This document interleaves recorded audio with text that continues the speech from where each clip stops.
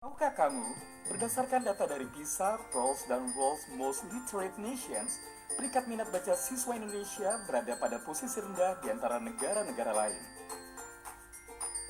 Bahkan UNESCO pada tahun 2012 melansir indeks tingkat membaca orang Indonesia hanya 0,001. Itu artinya, dari 1.000 penduduk, hanya satu orang yang mau membaca buku dengan serius.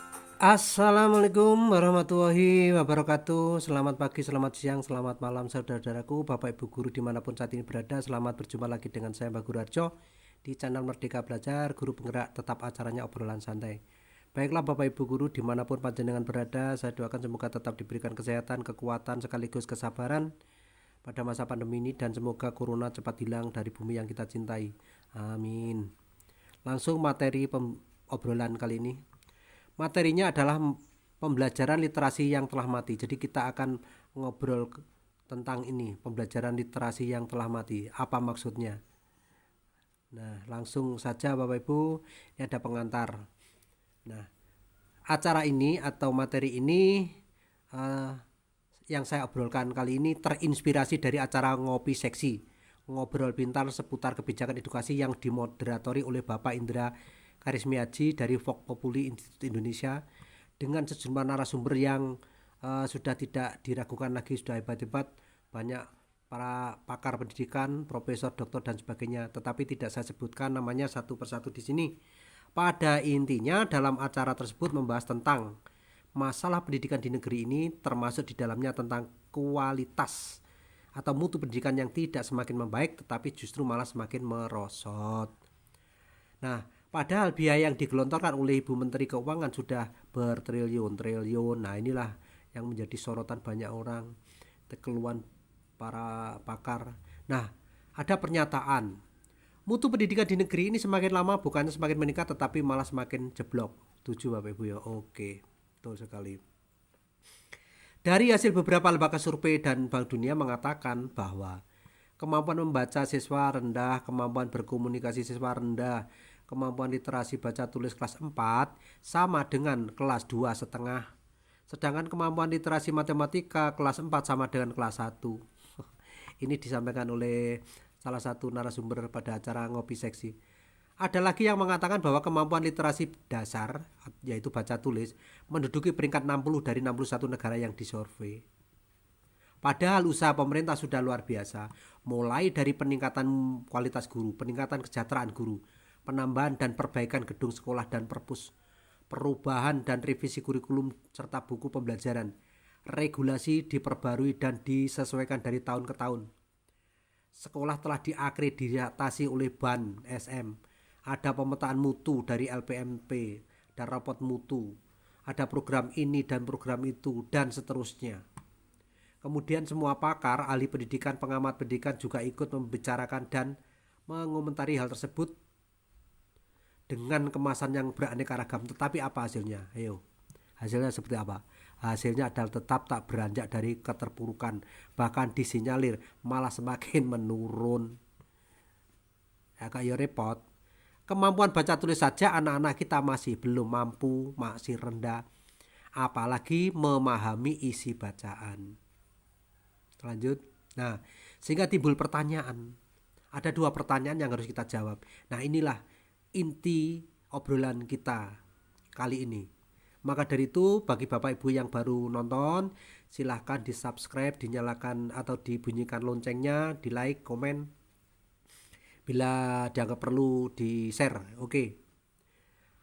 Pertanyaan pertama, mengapa sampai 20 tahun mutu pendidikan kita tidak meningkat tetapi justru merosot? Yang kedua, apa penyebabnya? Kita jawab langsung saja.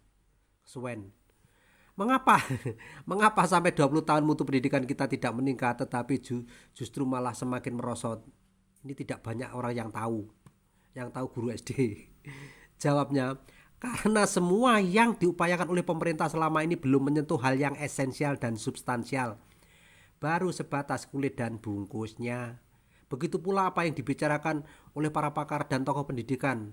Semua itu hanyalah sebatas kemasan saja, belum menyentuh isi yang sesungguhnya.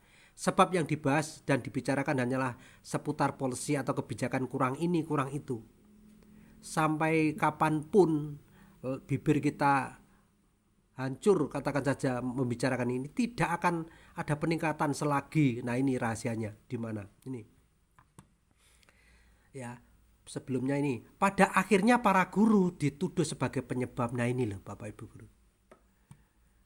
Tidak ada peningkatan mutu pendidikan selama ini guru dituduh sebagai penyebab dan menjadi kambing hitam atas kemerosotan mutu pendidikan selama ini. Sehingga ada yang mewacanakan, ada yang mengusulkan agar TPP guru untuk dicabut.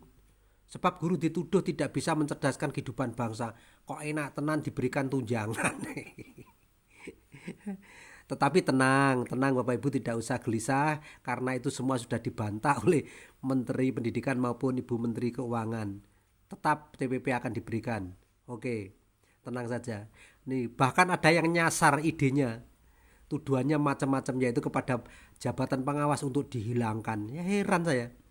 Apa sudah tahu permasalahannya? Pokok permasalahan di mana? Anak tidak bisa baca tulis itu. Pengawas di kambing hitamkan, guru di kambing hitamkan. Nah, tenang saja. Yang menjadi pertanyaan, apakah kalau tunjangan guru dihentikan kemudian jabatan pengawas dihapus, apa lantas mutu pendidikan meningkat? Jawab, oke. Kalau boleh saya berpendapat, jangan dulu.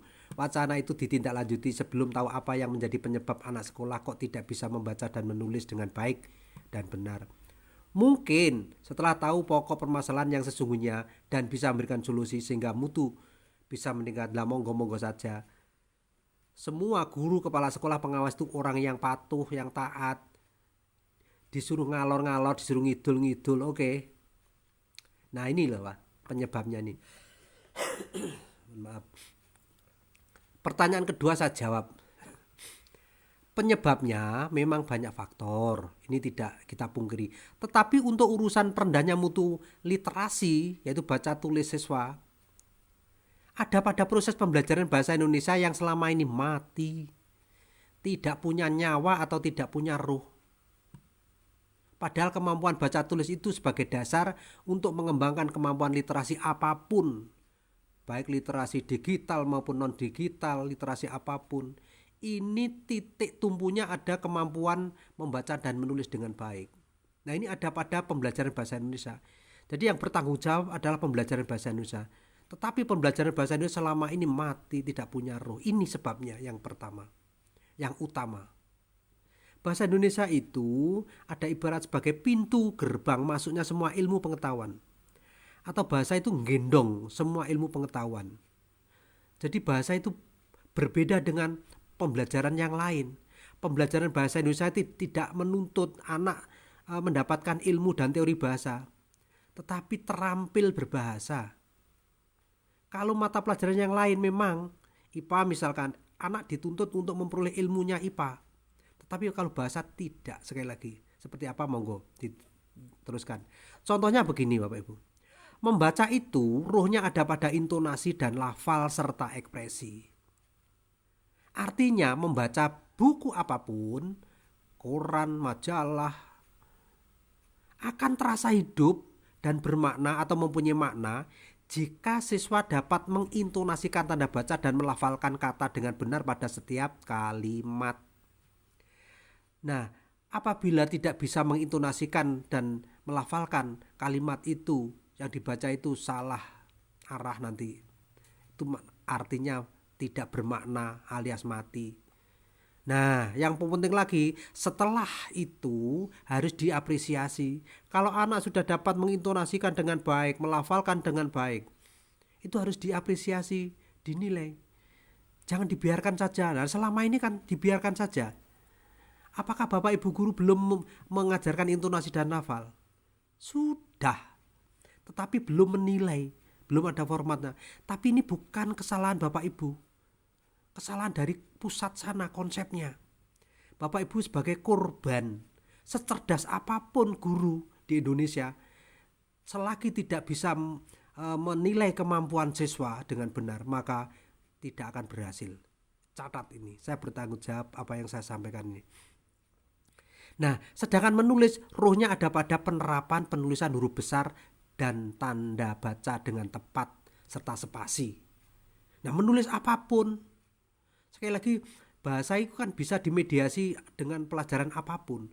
Maka pembelajaran tematik itu tepat, tetapi hanya 2 mupel, yaitu bahasa dengan IPA. Kalau bahasa dengan IPS tidak usah dengan IPA. Jadi hanya 2 saja setiap kali pertemuan. Kalau 3-4 ya membingungkan, seperti selama ini tidak fokus. Ini hasil interview saya dengan puluhan guru.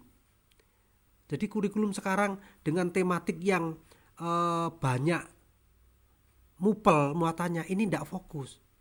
Tetapi kalau 2 saja, bahasa dengan IPA, bahasa bertanggung jawab terhadap IPA, bahasa dengan IPS, bahasa memahamkan pengetahuan yang ada di IPS itu. Nah, nantinya seperti apa monggo ditindaklanjuti. Jadi menulis itu ruhnya ada pada penerapan dan penulisan huruf besar, tanda baca dan spasi. Artinya kalimat menjadi hidup dan bermakna jika penulisan atau penerapan huruf besar, tanda baca itu bisa benar, spasinya benar. Jika penerapan huruf besar dan pemberian tanda baca salah, coba jangan bayangkan, maka kalimat itu menjadi mati, tidak bermakna. Inilah yang saya maksud dengan pembelajaran bahasa tidak punya ruh, tidak punya nyawa.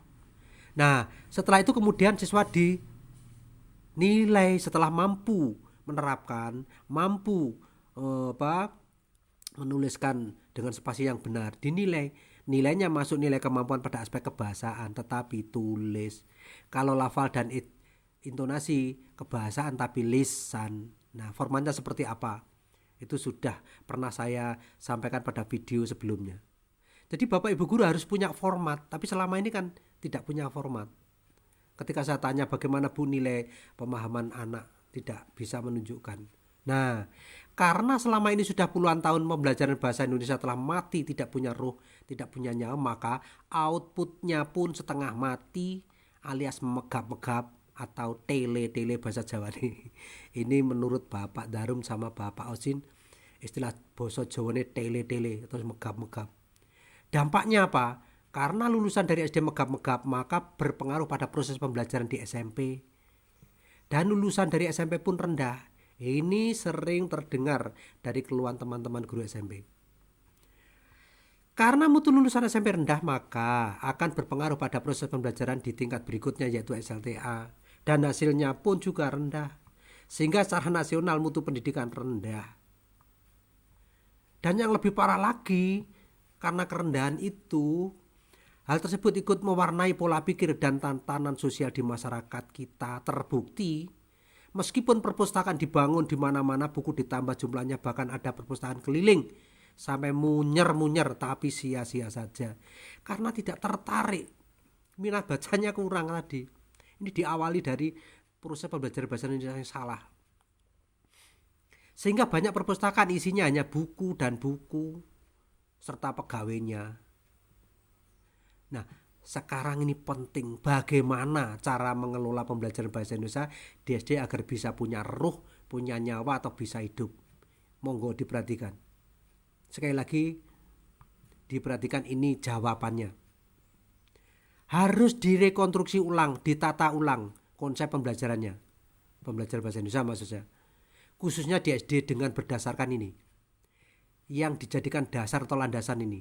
Dikonsep ulang, ditata ulang. 1. Hakikat belajar bahasa, tentunya dalam konteks belajar bahasa di SD. Yang kedua, tujuan belajar bahasa Indonesia di tingkat dasar SDMI. Ini ada di kurikulum, ada di pedoman. 2 hal tersebut harus dipahami dengan benar. Sebab 2 hal itu sebagai kata kunci untuk menghidupkan pembelajaran bahasa Indonesia di SD supaya punya ruh, punya nyawa dan bermakna. Nah, penjelasannya ini. Ini hakikat belajar bahasa. Hakikat belajar bahasa itu apa? Pada hakikatnya, belajar bahasa itu adalah belajar berkomunikasi. Ini pegang teguh. Bukan mempelajari ilmu bahasa. Apalagi mempelajari buku bahasa, tidak. Tetapi belajar bahasa itu belajar berkomunikasi dengan bahasa dalam segala bentuknya. Oleh sebab itu dalam pembelajaran bahasa Indonesia diarahkan. Mulai dari start sampai finish untuk meningkatkan kemampuan siswa dalam berkomunikasi dengan bahasa Indonesia baik lisan maupun tulis. Jadi mulai pembenahan KI dan KD, RPP, proses pembelajarannya sampai pada instrumen penilaian. Ini harus mencerminkan adanya peningkatan kualitas dalam berkomunikasi. Kemampuan berkomunikasi harus terlihat, goalnya di sana nanti. Jadi kesimpulannya, kemampuan yang diharapkan dalam pembelajaran bahasa Indonesia itu kemampuan berkomunikasi, baik lisan maupun tulis. Ini pendapat saya Bapak Ibu sekali lagi. Kalau beda pendapat panjenengan dengan saya, monggo, tidak apa-apa.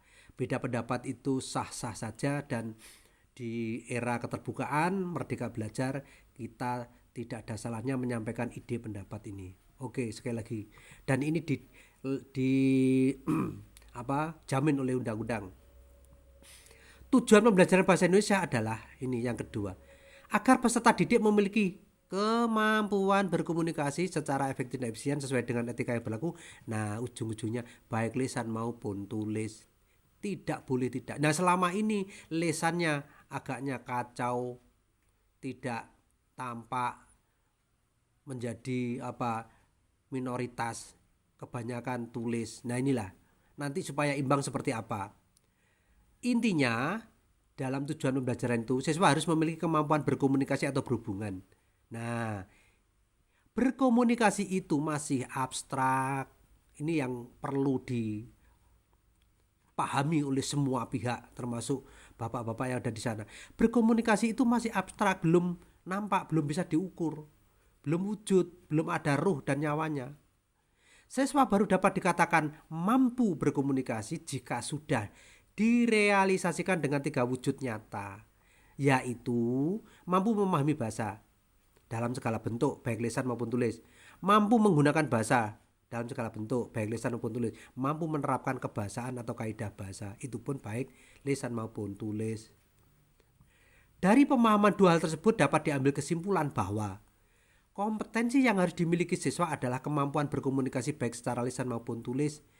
Karena kemampuan berkomunikasi itu belum hidup, masih abstrak, belum jelas, maka harus dinyatakan dulu, direalisasikan dulu, dihidupkan dulu, yaitu kemampuan memahami bahasa dalam segala bentuknya baik lisan dan tulis, dengan kegiatan utama mendengar, menyimak itu kalau lisan, kalau tulis ya membaca, sumbernya sumber dari tulis. Kemudian kemampuan menggunakan bahasa dengan segala bentuk. Nah, menggunakan bahasa itu sama dengan menyampaikan ide, pendapat, gagasan, perasaan, pengalaman baik secara lisan maupun tulis. Jika secara lisan kegiatan utama berbicara, sedangkan jika secara tulis kegiatan utama siswa menulis. Jadi membaca, menulis, berbicara, menyimak itu kegiatan di dalam belajar berkomunikasi. Nah, kemampuan memiliki kebahasaan artinya memiliki pengetahuan dan mampu menerapkan hal-hal yang terkait dengan bahasa. Antara lain, abjad, huruf kapital, berbagai macam kata, kata dasar, kata ganti, kata depan, ya, dan berbagai macam tanda baca titik, koma, tanya, angka dan bilangan, baik lisan maupun tulis. Jika lisan, kemampuan yang harus dimiliki siswa adalah lafal dan intonasi serta ekspresi. Sedangkan jika tulis, yang harus dimiliki adalah kemampuan penerapan berbagai kata tersebut, huruf kapital, spasi termasuk di dalamnya, dan berbagai tanda baca. Kesimpulannya, Bapak Ibu, berdasarkan hakikat belajar bahasa dan tujuan pembelajaran bahasa Indonesia, maka konsep yang selama ini belum punya ruh, belum punya nyawa alias mati, maka harus ditata ulang supaya bisa hidup dengan mengubah KI dan KD. KI itu kompetensi inti toh, dan KD kompetensi dasar. Nah, kompetensi inti dan kompetensi dasar di dalam berkomunikasi itu apa? Nanti akan terjawab. Kompetensi inti dan kompetensi dasar yang harus dimiliki siswa tidak lain dan tidak bukan adalah meliputi 3 aspek kemampuan, yaitu kompetensi pada aspek pemahaman bahasa, kompetensi pada aspek penggunaan bahasa, dan kompetensi pada aspek kebahasaan. Itu pun harus nampak jelas secara lisan dan tulis. Nah, dengan demikian akan terjadi perubahan, akan hidup. 1. Bahasa bukan lagi diposisikan sebagai ilmu yang harus dibelajarkan kepada siswa, tetapi bahasa akan diposisikan sebagai media atau alat komunikasi dalam belajar. Jadi yang dulu itu Bahasa diposisikan sebagai ilmu, sehingga anak itu dibelajarkan tentang ilmu bahasa, sehingga yang didapat ya ilmu dan teori-teori bahasa. Ini yang saya katakan salah arah. Terus yang kedua, tidak kalah pentingnya, materi pembelajaran bahasa bukan lagi membaca dan menulis, tetapi materinya ya bahasa itu sendiri dalam segala bentuk. Mulai dari bentuk kata, kalimat, paragraf, teks cerita, teks sastra, non sastra, teks percakapan, iklan, poster, gambar, grafik, surat pengumuman, dan masih banyak lagi. Jadi sebetulnya materi pembelajaran bahasa itu ya bahasa itu sendiri dalam segala bentuk, bukan membaca dan menulis. Selama ini yang dianggap materi pembelajaran bahasa di tingkat dasar itu membaca dan menulis inilah. Jadi guru se-Indonesia itu salah arah semua yang sudah-sudah ini. Ini akibatnya hasil pembelajaran rendah. Sepandai apapun, secerdas apapun, kalau konsepnya belum diubah, ya tetap saja. Karena ini masalah dasarnya di sini. Nah, apalagi ini, kata memahami bukan lagi dianggap kata yang abstrak dan tidak operasional, tetapi justru merupakan yang wajib bagi pembelajaran bahasa Indonesia dan dapat diukur. Nah, selama ini kata memahami masuk kategori kata tidak operasional, ini guru ketakutan. Bahasa Indonesia itu berbeda, harus dibedakan dengan mata pelajaran yang lain. Sekali lagi, kalau belum bisa membedakan, tahu bedanya pembelajaran bahasa Indonesia dengan mata pelajaran yang lain, ya tidak akan mungkin bisa mengubah. Bahasa Indonesia itu yang dituntut adalah mampu berkomunikasi atau berbahasa dengan lisan dan tulis, bukan ilmunya. Sekali lagi, justru bahasa Indonesia itu induknya membawa semua ilmu pengetahuan. Jadi kata memahami bagi pembelajaran bahasa Indonesia sangat operasional, wajib hukumnya. Itu pendapat saya sekali lagi. Terus yang 4, penilaian terhadap kemampuan siswa menjadi jelas, yaitu terdiri dari 3 aspek kemampuan yang akan dimasukkan dalam format penilaian tersendiri. Jadi mulai dari format penilaian harian sampai format rapot, induk, kalau bisa ya ini 3 kemampuan. Kalau dulu di era tahun 2004 sampai 2007, penilaian yang pada bahasa Indonesia diambil dari unsur membaca, menulis, berbicara, menyimak, dan ekspresi. Kalau tidak percaya, cek rapot tahun ajaran 2004-2005 sampai 2006-2007. Penilaian bahasa Indonesia diambilkan dari unsur membaca, menulis, berbicara, menyimak. Itu salah total. Itu sudah saya kritiki berkali-kali. Akhirnya tahun 2008 tidak lagi menggunakan unsur membaca, menulis, berbicara, menyimak. Kembali lagi tidak jelas lagi sampai sekarang. Nah, sekarang contohnya seperti ini Bapak Ibu. Sekali lagi, ini format versi saya berdasarkan kajian hakikat belajar bahasa dan tujuan pembelajaran bahasa Indonesia. Ini yang benar itu seperti ini. Format pemetaan KI. KI kan kompetensi inti. Kompetensinya siswa yang diharapkan berdasarkan tujuan pembelajaran bahasa Indonesia kan berkomunikasi. Nah, berkomunikasi itu belum bisa dinilai, masih abstrak, maka harus direalisasikan dalam 3 aspek: pemahaman bahasa, penggunaan bahasa, dan kebahasaan. Kalau yang ada sekarang itu kan KI 3 dan 4. Saya tidak membicarakan 1 dan 2. Sekali lagi, yang 1 dan 2 tidak saya bicarakan, yang saya bicarakan 3, 4. 3, 4 pengetahuan, 3 pengetahuan, yang 4 yang dulu itu keterampilan. Nah, ini bahasa Indonesia itu harus terampil. Jadi tidak ada pengetahuan. Pengetahuan akan diperoleh melalui bahasa yang dibaca, pengetahuan apapun. Jadi yang benar, nuruti karepe tujuan pembelajaran bahasa Indonesia ya 3 ini. 3 pemahaman bahasa, saya langsung 3 karena ada 1, 2 sebelumnya.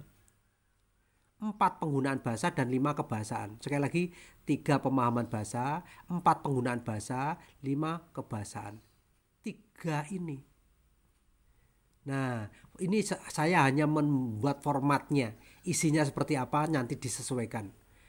3.1 ini dijadikan KD-nya nanti. Pemahaman bahasa lisan. Nah, materinya apa? Monggo. Materinya percakapan atau pantun. Atau kelas itu ya bunyi. Nah, penggunaan bahasa ya penggunaan bahasa secara lisan. 5 kebahasaan ya kebahasaan secara lisan. Sedangkan 3.2-nya pemahaman bahasa tulis. Sekali lagi, pemahaman bahasa ada lisan, ada tulis. 3.1 dan 3.2. Ini monggo diisi sesuai dengan materi. Saya dulu pernah membuat seperti ini dan hasilnya cukup bagus. Saya bisa menceritakan seperti ini karena saya satu, berlandaskan hakikat belajar dan tujuan pembelajaran bahasa dan sudah saya praktekkan sendiri. Nah, hasilnya cukup luar biasa.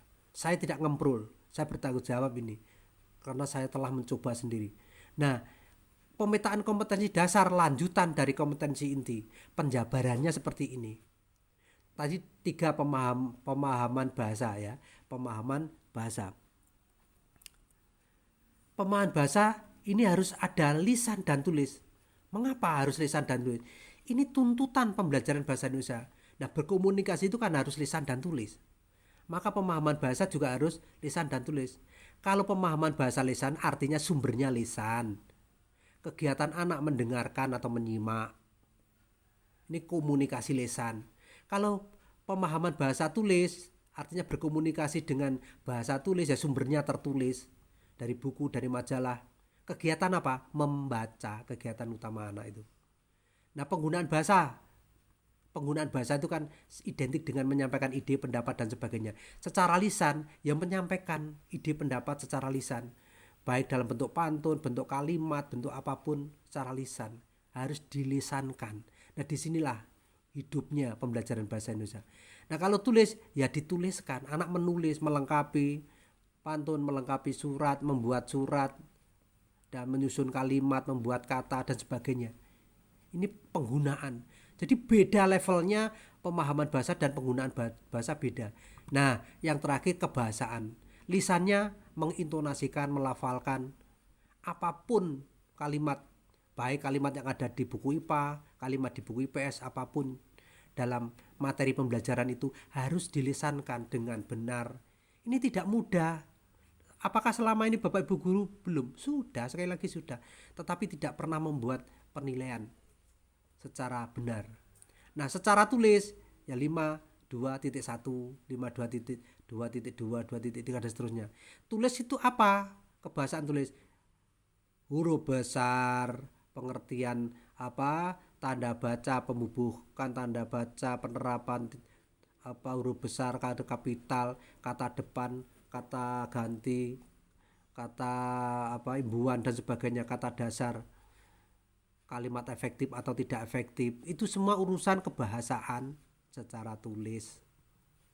Sekali lagi kalau lisan, lafal, intonasi itu pun tidak mudah. Kelihatannya sederhana, tapi kan materinya itu yang membawakan pengembangannya.